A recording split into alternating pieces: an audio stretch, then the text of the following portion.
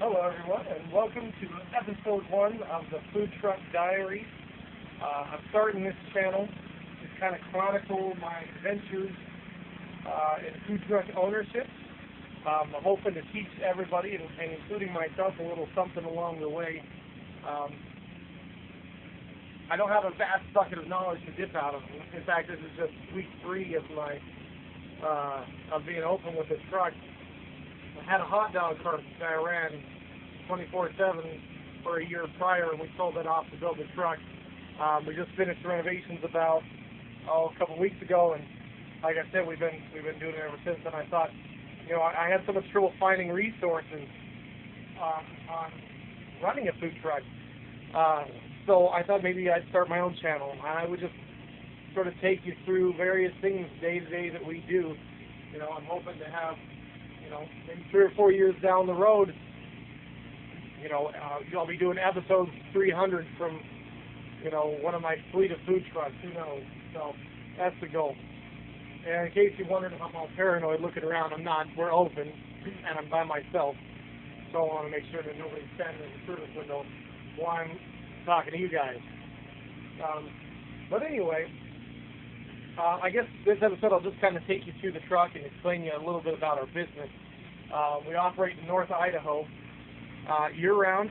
Even in 3 feet of snow, I'm out here. I do it with a hot dog cart, and I plan to do it with the truck. It's a real small town, but the nice thing about a small town is people don't have a lot of options when it comes to eating. A lot of people think you got to be in a big town to make it work, but small town works good too. I mean, we have a fast food place across the street. I'm not going to say their name, but it runs the Schmick's model. And other than that, there's really not a schmubway on the outskirts of town. Other than those two, that's it. And just me right here in the center. So it does pretty good for us. I mean, it did okay as a hot dog cart. Real good in the summer, just way down in the winter. And now, since we opened up with the truck, business is just booming. But I'm going to take you around the truck a little bit. I'm going to show you a little bit what I did. It is a homemade truck, but in Idaho, it doesn't have to be professionally built, and I don't have to use commercial grade equipment. And whenever I looked for resources online, all I found out was people who built big, expensive $50,000 trucks with all the super fancy equipment. God, I'd love that, but I don't have that kind of money. So I had to build it myself, and I had to use what I could find. But she's health department certified. Everybody says it's fine. It does its job. It's not pretty. I'm not a carpenter, but it's that kind of information I wanted. So it's that kind of stuff I'm going to share with you. We'll also go over the other stuff later on. But I'm going to show you around the truck a little bit. It's a 1973 Chevy step van. My only gripe with her is she's not very big. I'm standing near the very front of the truck right now, and there's the back. And I don't remember how long it is. It's less than 20 feet. So it's not a big one. There's all kinds of ideas that I have that I can't really go with because I just don't have the room. But, it's doing okay for now. But here at the front of the truck, I had to cover over the passenger side door so I could fit all our sinks in here. Varies from state to state, but gotta have a 3-bay dishwashing sink. Couldn't afford a 3-bay sink, so I took a 2-bay sink and a single-bay sink, put them together, and guess what? The health department says that's a 3-bay sink, so there you go. Some dividers that separate the dishwashing sink from the food prep sink. Those aren't dirty dishes, those are my fry buckets that I have in there. And that's the hand washing sink right there.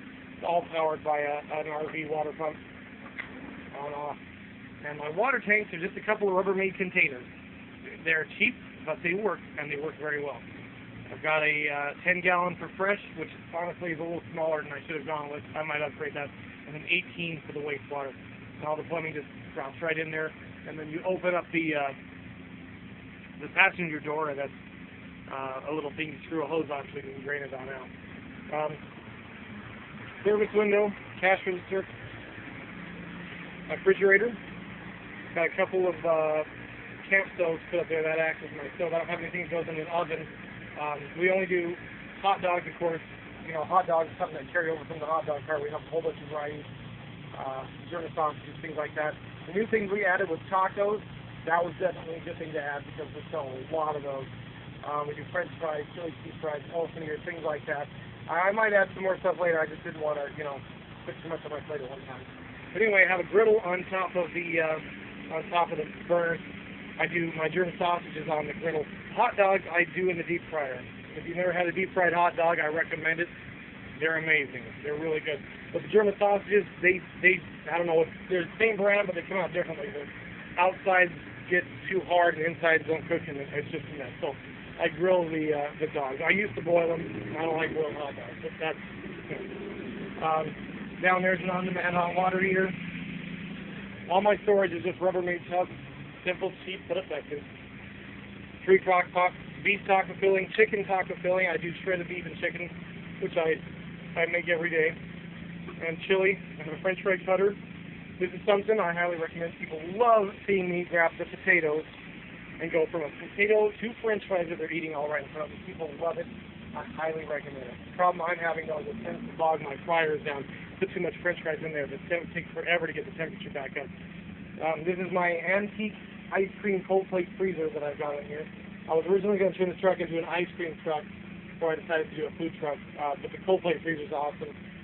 I can't afford a cold table for my condiments, so I've got a couple of full-size steam pans filled with ice condiments in there. Hey, it works. You know, I'll show you the outside of the truck. Come on out of here. Oh my God, it's so much cooler out here.